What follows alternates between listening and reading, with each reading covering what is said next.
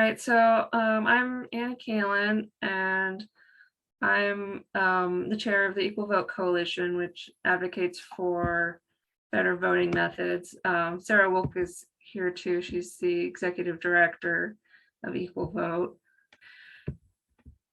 So what we do at Equal Vote is we advocate for voting methods that are fair and accurate. The idea is that we should be able to vote our conscience without wasting our votes, and the candidate who represents the people should win. So with our current voting method, there is a problem called vote splitting. And our system works fine if there are only two candidates in a race, but in competitive races, so races with 3 or more candidates, vote splitting can leave a majority of coalitions divided and conquered, allowing a candidate who is opposed by the majority to win. So in this example, on the left-hand side, you only have 2 candidates. The good guys, in this case, Luke Skywalker, have more than 50% of the vote. Luke Skywalker wins. That's a good result. So in our current voting method, having only 2 candidates is fine. However, on the right-hand side of the screen, you can see when you add more candidates on the good guys side, it splits the vote. So there's a risk, in this case, the bad guys are winning, even though collectively the good guys have more votes, but each individual person splits the vote. So that's the problem that we want to try to solve.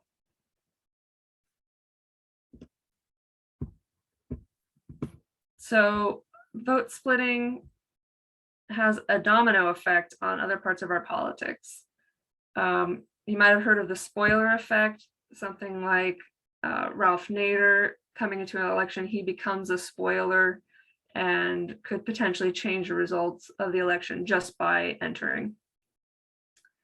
Voters might strategically vote for the front runners on their side as a result. They might vote for incumbents, people who raise the most money, people who have name recognition, people who are deemed electable, in order to try to prevent the spoiler effect. This results in a magnified influence of money in politics. People get told that their vote is wasted if they don't vote for a particular person. Then you get gatekeeping prospective candidates. That means people are discouraged from running. They're told this, not this year, we don't want to spoil the vote for so-and-so, so you have to sit on the sidelines this year, maybe next year. And then another result of all of this is 2-party domination. Since elections are only accurate when you have 2 candidates in the race, they just naturally progress to 2-party domination. We get unrepresentative, inequitable outcomes as a result, and increased polarization. And I'm just going to go ahead and go through all the slides, but if you guys have questions, Sarah is available if you want to post them in the chat, or at the end, you can ask me any questions if you have them. Okay. So what voting methods do eliminate vote splitting? The primary one that we advocate for is called star voting. I'll explain that in a little bit, but there's also other voting methods that prevent vote splitting, such as ranked robin, which is a type of Condorcet voting. Approval voting is a good one. And then voting methods which don't prevent vote splitting include our current system, which is called plurality voting. Ranked choice voting does not prevent vote splitting either in its single winner form, which is called instant runoff voting, or its proportional form, which is called single transferable vote. And both of those voting methods, ranked choice voting, instant runoff voting, and single transferable vote, both of those are proposed for Portland. So a voting method eliminates vote splitting if they allow voters to support as many candidates as they like. So you don't just have to vote for one, you can show support for multiple candidates. It allows voters to support candidates equally if they like. So if you like 2 people the same, you can show equal support for them. And crucially, the voting method has to count all of the ballot data that's given. And that's part of the problem with ranked choice voting is people can submit their rankings, but not all of those rankings are counted.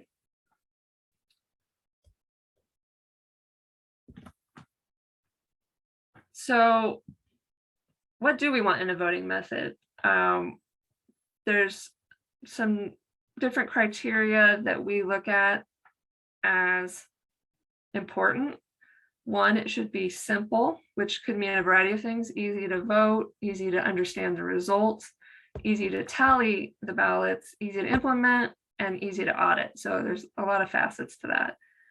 It should allow you to vote honestly. It should be expressive. It should be accurate, which it sounds like that goes without saying, but actually different voting methods are accurate to different degrees. So that's actually an important criteria to look at. And then it should be equal, which means it eliminates vote splitting and it doesn't put any types of voters at a disadvantage. Everybody is on an equal playing field. So this Venn diagram here has those 5 criteria. And the reason why we support star voting is it does a really good job at hitting all of those points. Approval voting and ranked robin do pretty good at that. Our current voting method is simple, but it's really not good at anything else. And then there's ranked choice voting, which is expressive, and it helps a little bit with honesty, but not a lot, and it doesn't really hit those other points. So that's why we landed on that. Maybe I should pause for a moment and ask, what type of things do you look for in voting methods? Is that something you've given thought to before? I think for most people in our group, we weren't planning on having to vote for this right now. We thought the Portland charter was going to be kind of just a basic form of government change, with, getting a city manager and getting representative districts. So I think it was just kind of shocking that they threw this at us and just expected everybody to understand all with different forms of ranked choice voting. And, you hear ranked choice voting and it sounds great. And, and races like, the governor of Alaska race, for instance, or, we've seen it in a few races where it's been interesting to watch, but it's only 2 or 3 people. And I think a lot of people would like to see in our Oregon governor race ranked choice voting. But then we see this like charter cartoon come out for Portland and it's got all this weird math going on, and you're saying your vote is getting transferred to another candidate if they get so many votes, and that just seems weird. Yeah, and I think some of that comes from the fact that there's 2 types of ranked choice voting that are being proposed for Portland. Right. So that was probably the single transferable vote graphic that you were looking at, which is, it's more complex. Yeah, and that's a good point about, I think you were talking about the number of candidates in a race. Yes. Yeah, so that's a great point, because ranked choice voting actually becomes less accurate the more candidates are in a race. So given Portland's history where we tend to have very large fields of candidates, that's definitely a concern. Okay. All right. So I'm just going to explain star voting first, and then I'll explain ranked choice voting. Okay. So the way that star voting works, you give 5 stars to your favorite candidate or candidates. It's okay to give multiple candidates the same score. You give your least favorite or favorites a 0, and then you score all the candidates in between. You may give candidates the same score if you want, and if you leave anything blank, they get an automatic 0. So in this example, this voter filled out their ballot and Carmen was their very favorite candidate, so they gave them a 5. Ben was their least favorite candidate, they gave Ben a 0. Eric, they kind of liked a little bit better. but definitely not a preference. And then second choices for this voter are Abby and DeAndre. So the way this is counted is first you take all of the ballots, you add up all of the scores, and the two candidates which have the highest scores advance to the automatic runoff. You only have to vote once, and then the ballots are counted in that two-step process. In the scoring round, highest scoring candidates are finalists, and then in the automatic runoff round, your vote goes to whichever finalist you scored higher. And then the finalist which was preferred by the majority wins. So in this example, Carmen and David were the two candidates that received the highest scores overall in the election. So this voter in the second round, you look at their ballot and you see this voter scored Carmen higher than David, which actually David's not on the ballot. We'll say DeAndre. We'll have to fix that. So this vote goes to Carmen. So I know I might have not been totally clear on how I explained that, but it's actually a pretty simple process. You're just adding the scores in the first round, and then you're checking which voter did people prefer in the second round. That seems a lot simpler, yeah. Yeah, and that's one of the things that we like about it is that it's based off addition. So it's a simpler math than rounds of elimination. So this is just another way of explaining that same thing. This is an example from the Democratic Party of Oregon Platform Committee had an election. In this case, Peter and Spencer had the highest total scores in the first round. And then, so those two were compared.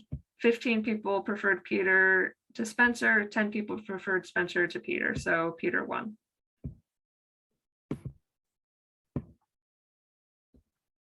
Okay, moving on to ranked choice voting, also known as instant runoff voting in its single winner form. The way that ranked choice voting works is you rank your candidates in order of preference. So you see it's first, second, third, fourth. You can't give two candidates the same ranking. If you do that, there's a risk that your ballot might be discarded. The first choice votes are counted. And in that round, the candidate who came in last place is eliminated. You continue this process, eliminating candidates in each round until somebody gets more than 50%. In each round, the ballots which were for the eliminated candidate are reallocated to the next voter's remaining choice if possible. And that's an important addendum. If the next choice has already been eliminated, then the ballot is exhausted and it does not count in subsequent rounds. So that's a detail that advocates of ranked choice voting often leave out. Most of the ranking data is not counted. Some voters will have their next choice counted if their favorite is eliminated, others will not. And selectively ignoring ballot data can skew the election results and disadvantage certain voters, especially voters whose favorites are strong underdogs. The candidate which was preferred over all others can lose in a ranked choice voting election. And the more competitive the election is, the more likely it is to fail. So if you have three or more strong candidates that are close to each other, similar to our current governor's race that's going on right now, that kind of a race, or if you have even more than three candidates that are close to each other, it's likely to fail.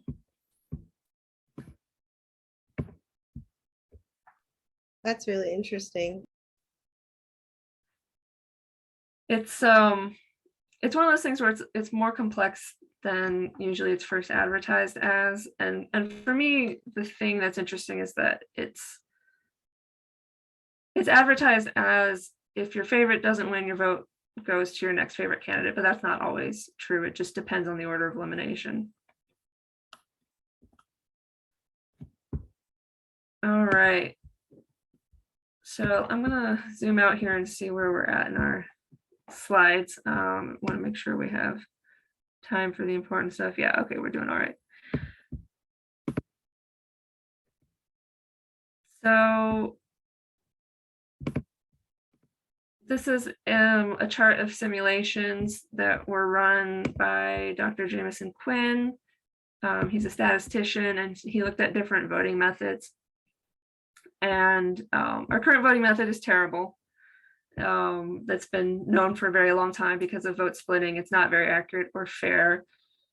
Ranked choice voting, specifically instant runoff voting, does a little bit better, but only when candidates are honest, which they're not always going to be. There's actually a fairly strong incentive to not vote honestly with instant runoff voting. Approval voting is better than that, and then star voting of these methods is the best. And the way these results were developed was that he ran thousands of simulated elections using voters that have certain criteria that are assigned to them so that you can know who they would have liked to win.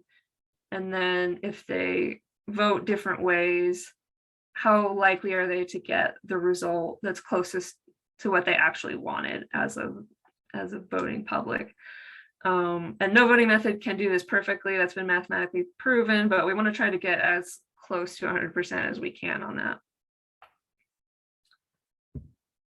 So I think I'm going to skip through some of these. These are some more comparisons of different voting methods, but I'll send this presentation to you after we're done here if you want to share it around.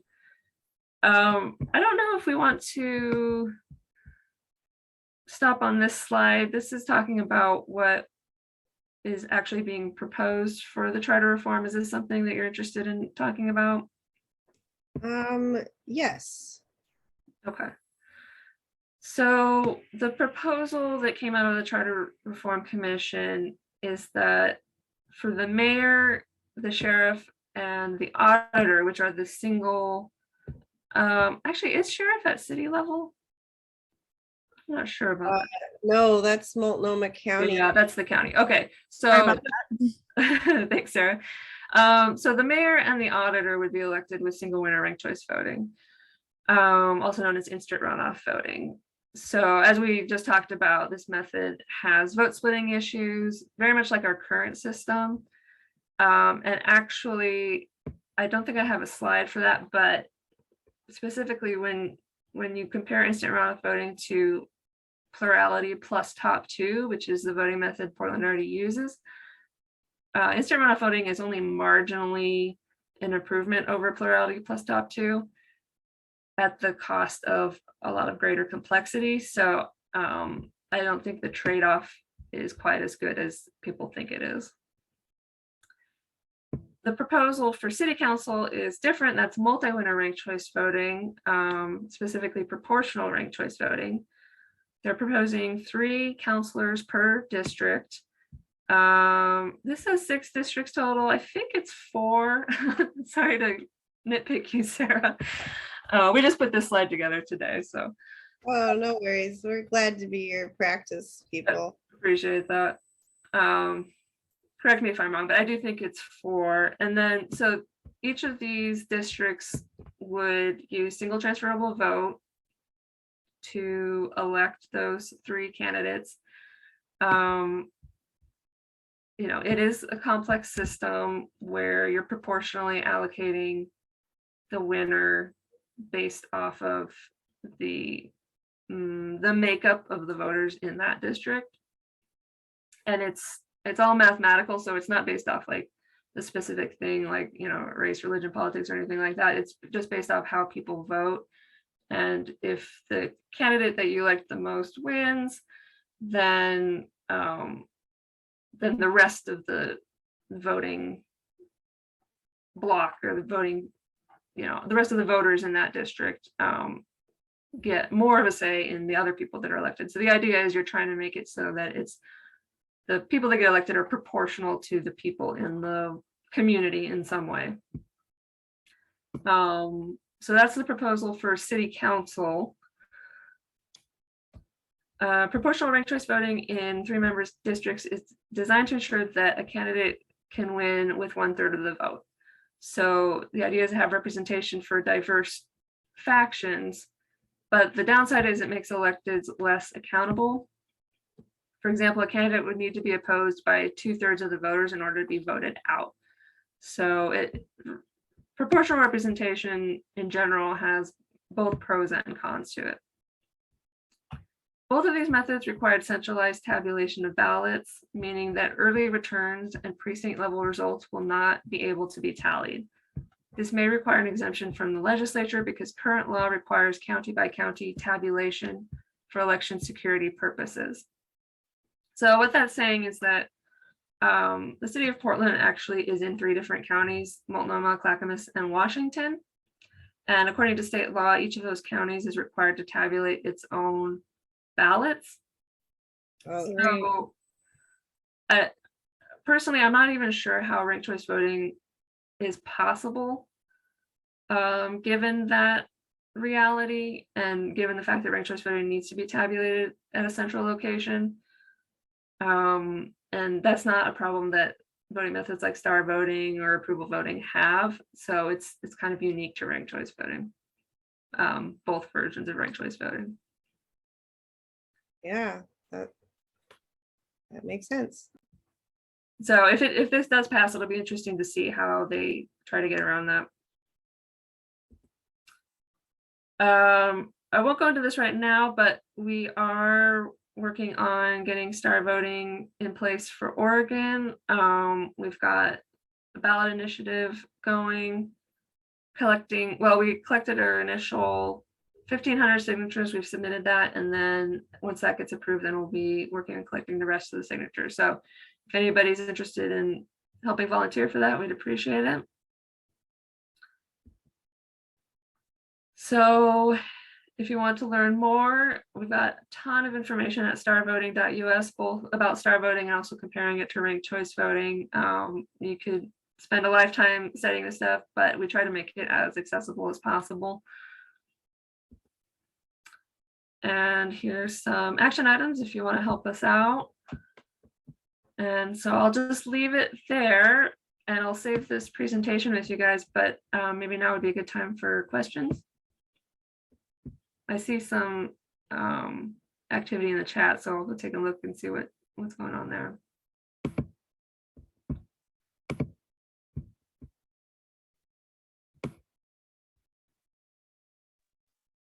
I think it was Vicki that mentioned ranked choice voting in Alaska and the recent election that just happened there. And that is a really interesting case study. So I put a little blurb in the chat, kind of explaining and breaking down what happened there, who it was good for and why it might not be good for ranked choice voting.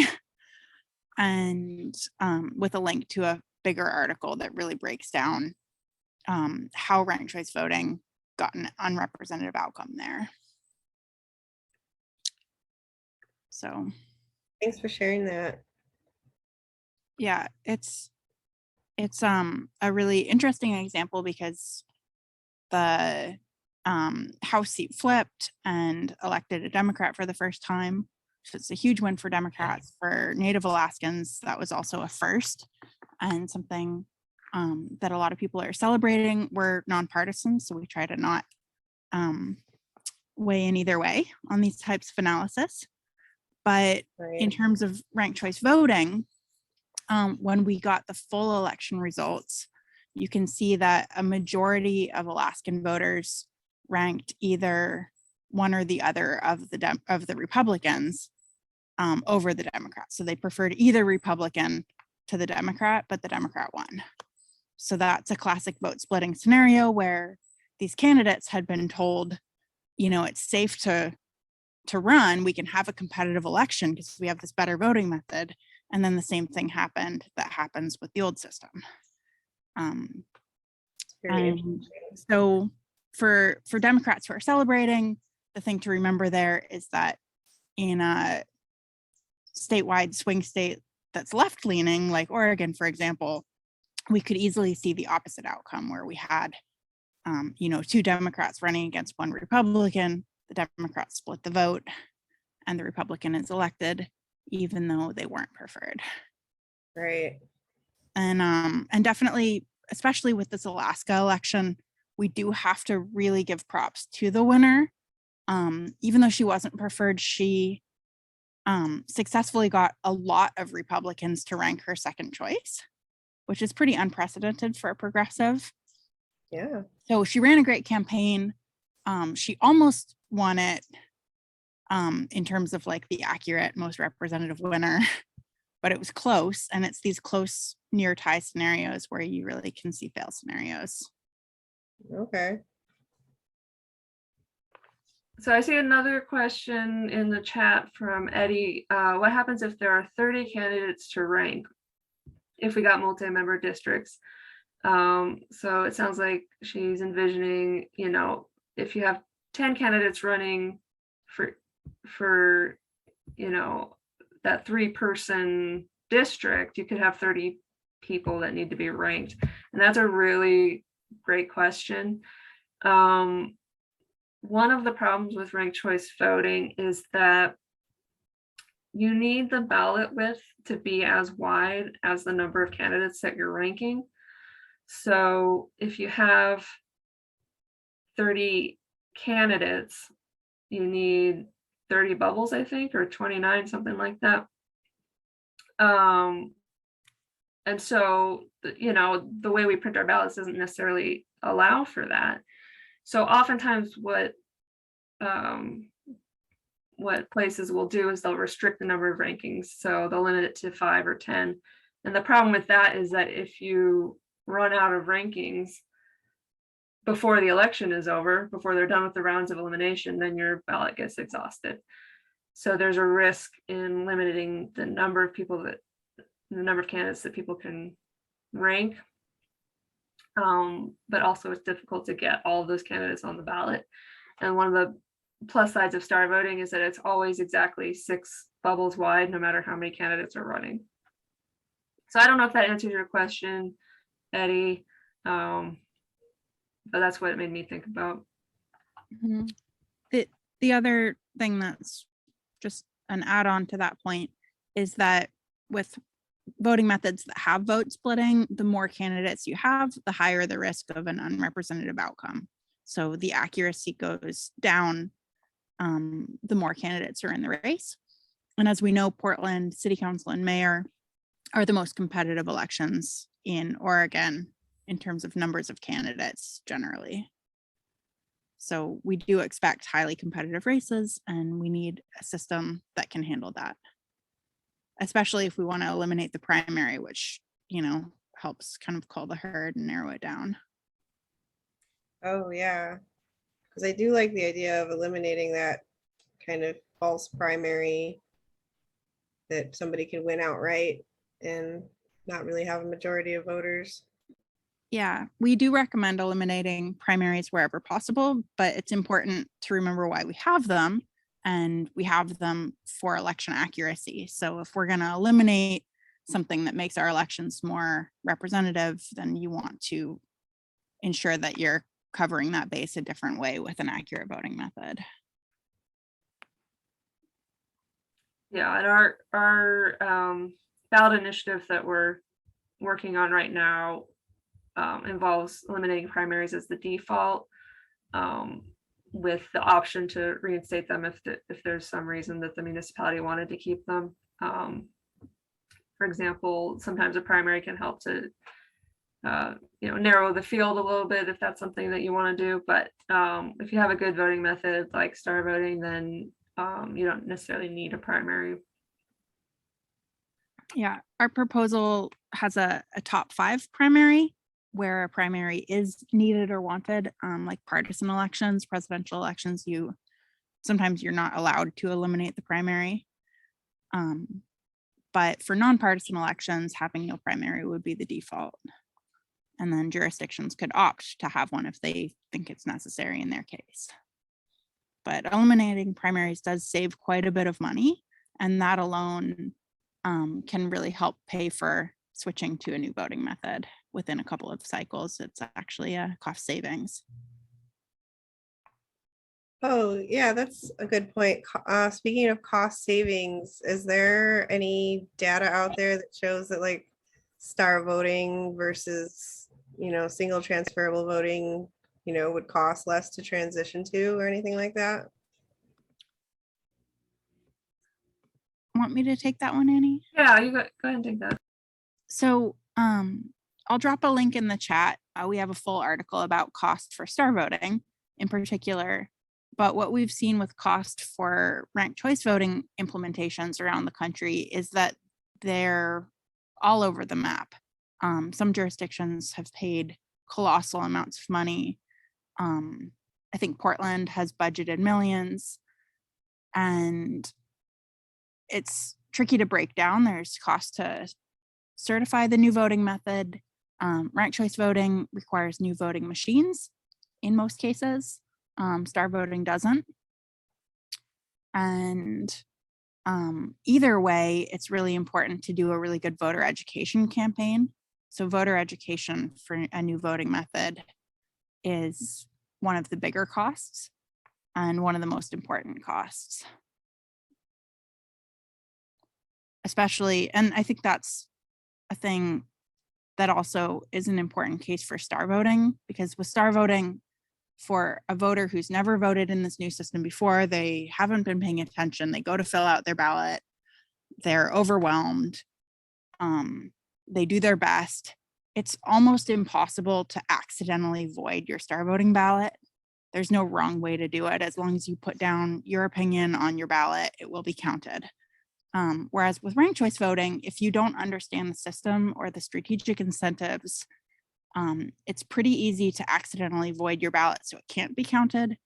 And even if it is counted, it's fairly easy, kind of like in the current system, to have your vote wasted or not able to make a difference when you could have made a difference if you'd been more strategic. So that's a really important consideration for ranked choice voting, where it is possible to accidentally void your vote.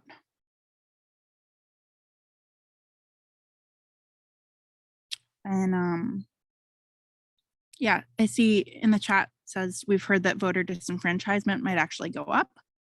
And there's a lot of facets to that. In terms of preference voting in general, especially if you're skipping the primary, that can actually help with voter disenfranchisement, because primaries typically have an unrepresentative turnout and a lower turnout than general elections.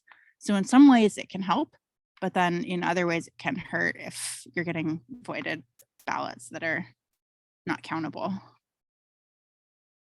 Like if you misalign the bubbles or whatever.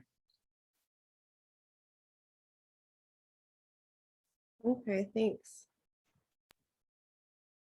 So I think another point I wanted to make, because I know all this stuff can be very confusing, just because it's a very complex subject. But the Portland proposal is for instant runoff voting, which is the single winner version, and single transferable vote, which is the proportional version.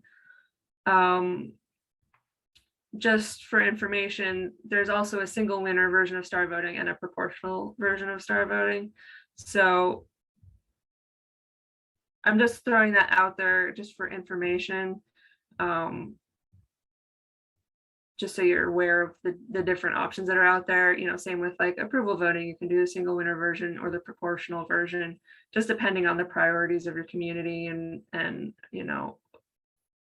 what's more important to you. Do you prefer proportionality or do you prefer simplicity? Those are going to be different answers for different communities. No, that makes sense. Yeah, not one method is going to work right for everybody, I suppose. Yeah, I think that's the case. Yeah. So for the Equal Vote Coalition, we try and have kind of a slate of options: a single winner, a multi-winner, and a proportional representation option. And so if a jurisdiction is looking at, changing how they elect their mayor, that's definitely going to be a single winner office. If it's multi-winner, you have more choices, and there's really good pros and cons and reasons to consider multi-winner proportional, especially for places that have big unrepresented factions that don't have any voice. So when we look at which voting method in terms of like what ballot type, we've got, you know, kind of traditional looking ballots. We've got 5-star ballots like star voting. We've got ranked ballots. The proportional version of all of those is going to get a pretty similar set of winners, because proportional representation is designed to elect representative winners. That's how you define proportional. So the difference there isn't that big, but when you look at the single winner methods, that's where you see really big differences.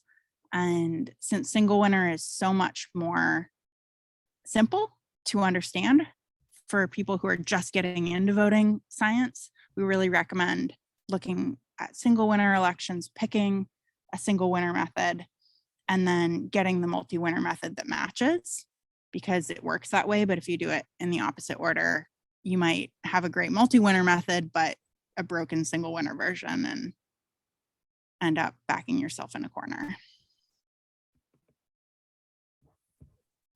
Okay.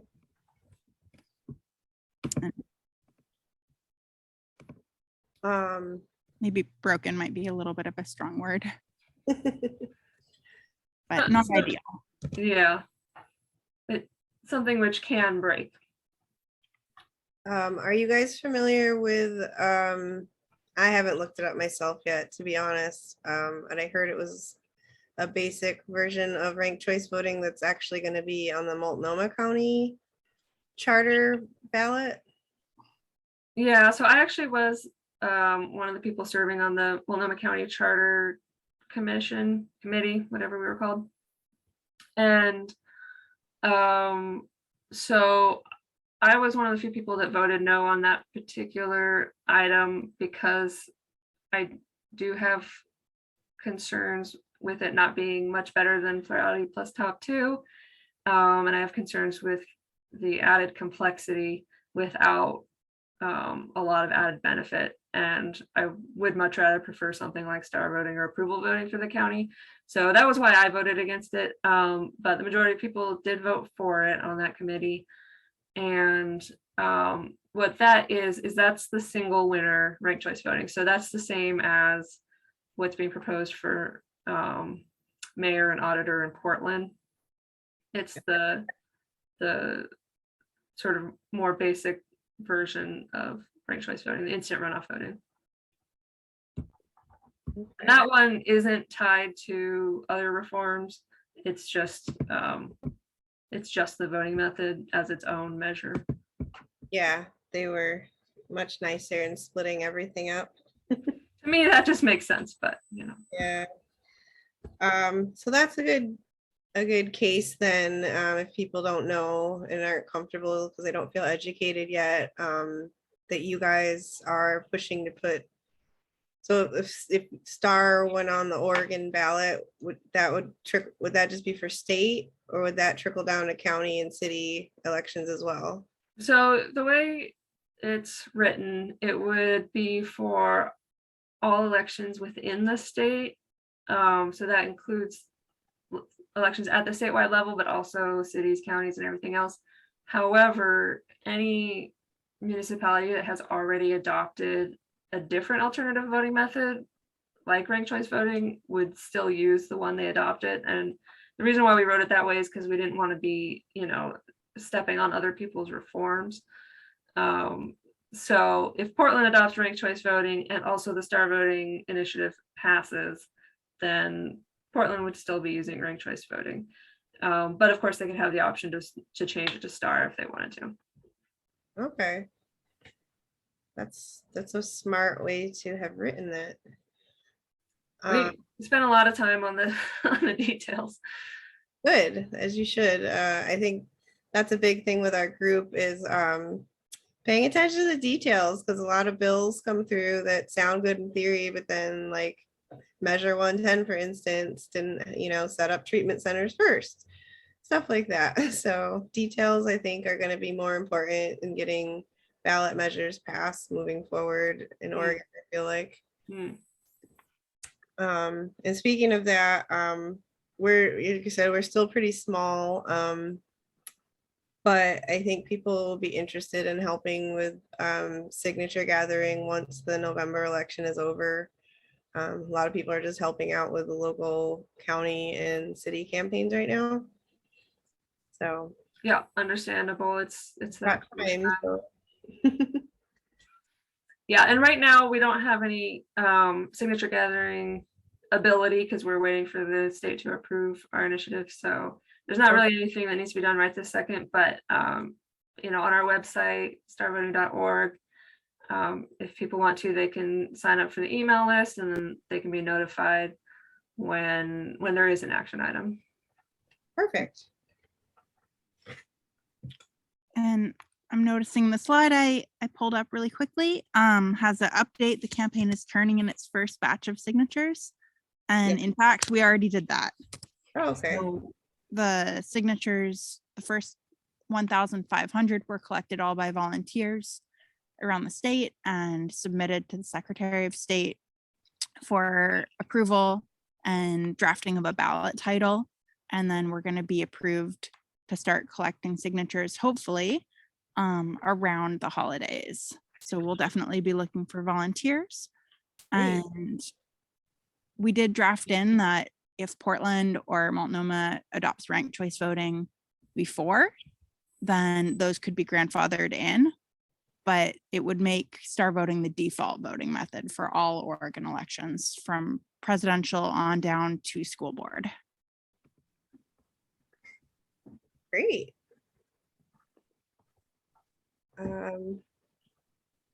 So I know that was a lot of information.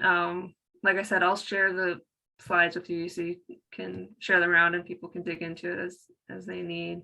And you know, we're always available for questions. You know, you can email me directly. I'm Annie@equal.vote. Sarah is Sarah@equal.vote. You could also send an email to info@equal.vote and we'll try to help out with any questions.